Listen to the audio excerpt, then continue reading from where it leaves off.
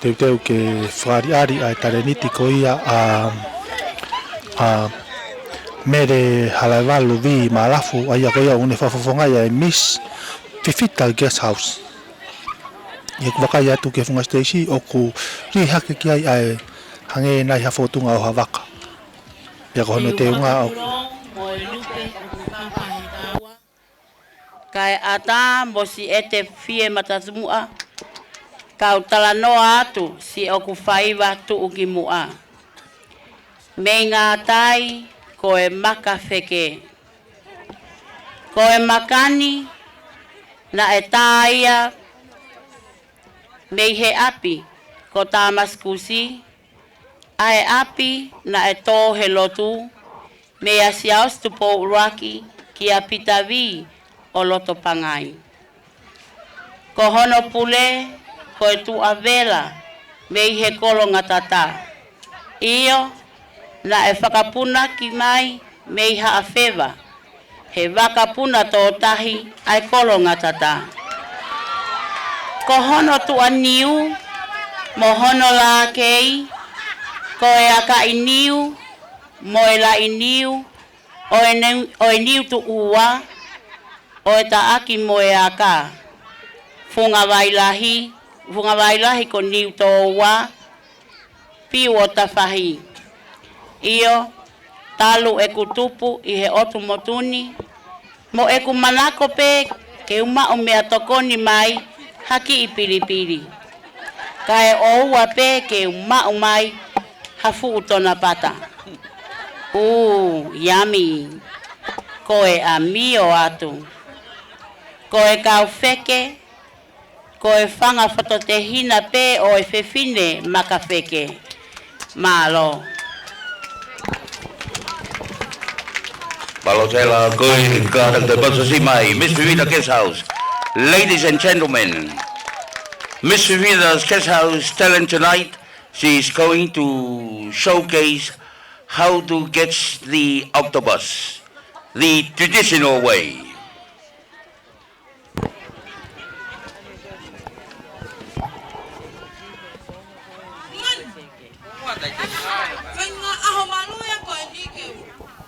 Sai keu pehe au ki tahi o whai au ki tō tai.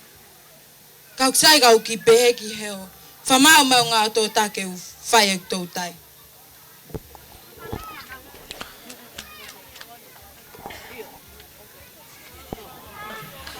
Nge go mo to ki mea mai e funga Stacy e taimini o ku whaari ai e he Miss Fifita Guest House e mere haviri halaiwalu vi malafu ai anga ko ia o e maka wheke. I hano te unga o kune te unga sisi lau niu. Ngahi pene he lau niu ka kune walangatu. Ia awhei a e whatai ka uma ahono tata lau niu.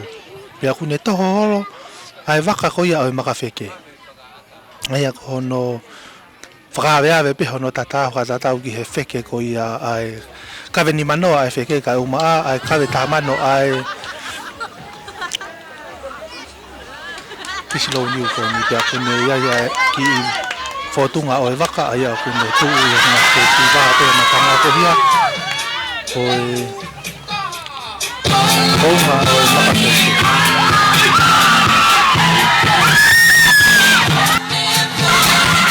Mui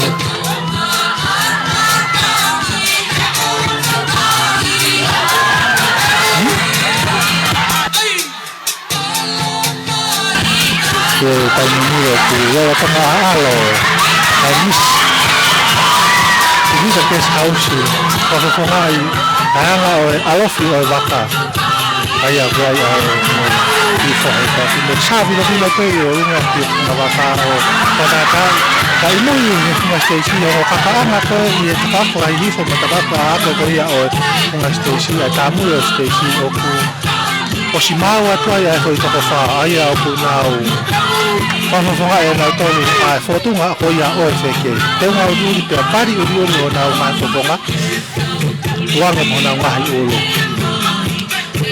taimini o kua tonga a alo a Miss Fifita Guest House a mere halaiwalu vi malafu whafonga ia o e anga o e maka o e wheke.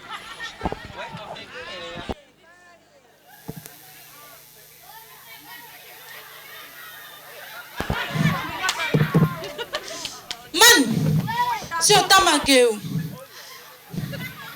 Kamata i lewa hen go feituan go fa. Maula he feke.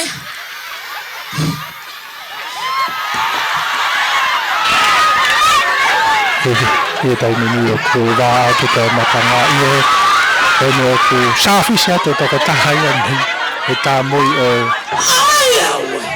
Ngā Stacey koe whakawhonga i o teke.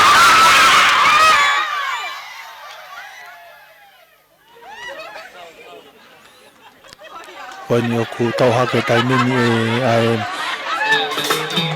whai makawheke o uu. Takon go feke no palaki ki he maka.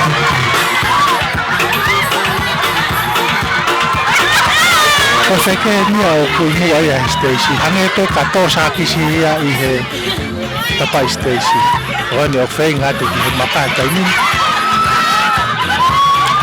Wala ifo ai kahina maka feke ai o feke.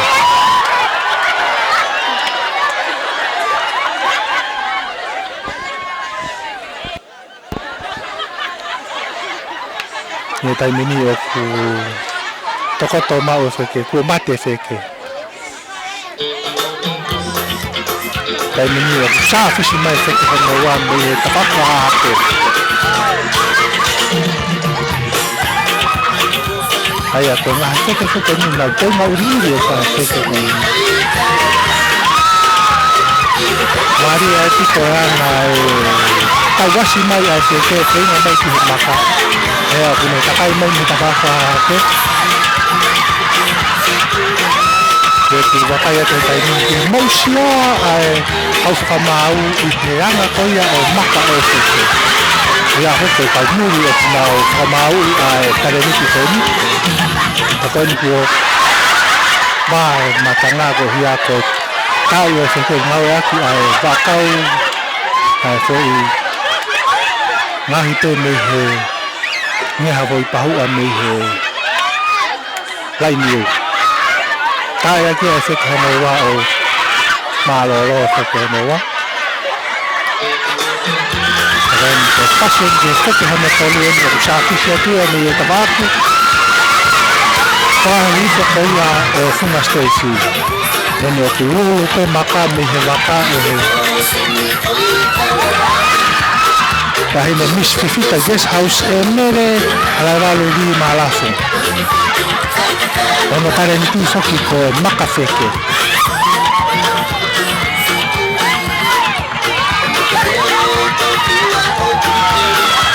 Ono ku ala hake ai.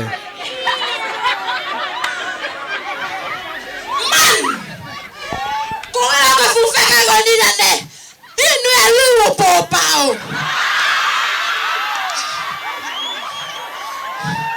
Kako hanga no makaya ni ko. Maui. Tai ben ko. Keke.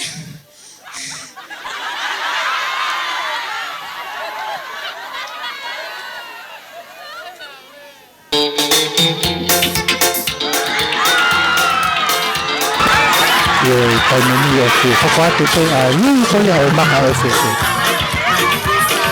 Upe a mele me he lato o pao. Lato waka o lolo pe a maka ka o sāwhisi atu ai wheke. Sāwhisi ki ta whaka ake ka a whenga atu ki he maka. A aki ai maka o wheke. Ka tenko mate wheke. Teka viri ate wheke i he ta whakua atu ko ia o Whunga Stacey.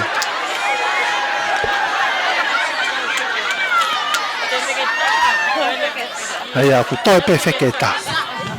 Ona ke toi puhi mai ngā.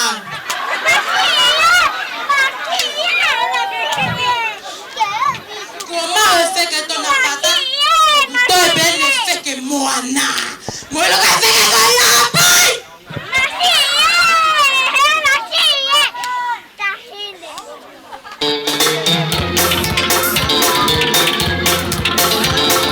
Maria o pito a anga koia o maka o wheke e he Miss Fifita Guest House.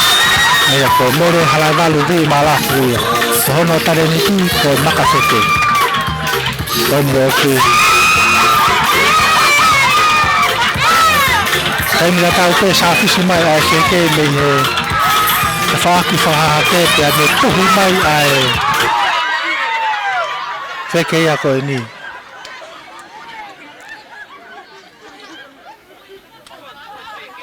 Seke. Nage kai whau nam. Namu mai peo. Koku ain ka seke. Ike ilo poto pe me tamatou tai e pui. E pui ko te lama. Hau! Leku. Leku kawa pihi kai nini pihi anga koe ai. Tuhu koe te amana ngāti koe ki kaini ko malakai pato ni o tunu. Sāpi kia tu hoi ai a hini. Teke flamingo. Nā ai makana ko ia koe. Teke nina i kai ke kau e he makawheke o ki asi te ia. Tā koe kui e nia e whakawheke o tune. Kui atu me ka whakawhi ko malakai pato ia.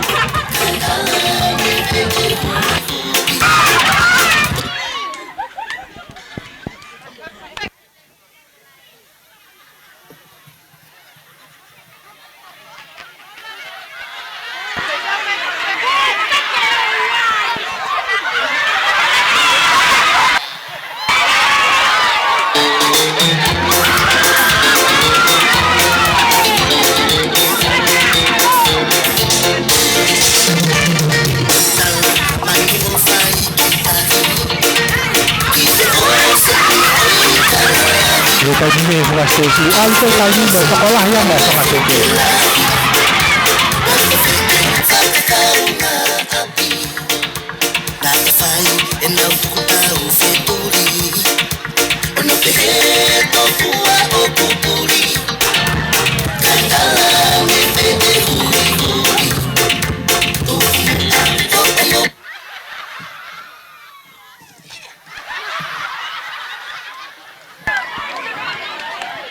Todo el frío en torno a pato, güey.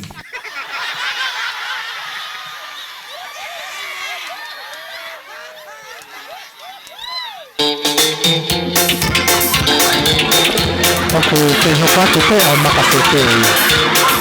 Ai ako mo pato no tino. Kama fana ia matanga. Ai pilo sa pisi. Ai seke ko. Lele sodia tito ai. Seke ia ko ni. Malakai pato.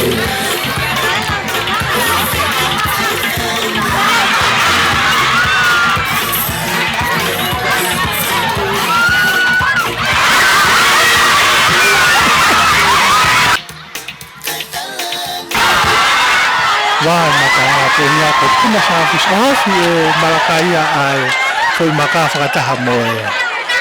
Miss Vivita Guest House. Mene halaiwalu vi malafu. Wala makakato ia ai. Whare abi ko ia e makawheke. Hoho Miss Vivita Guest House.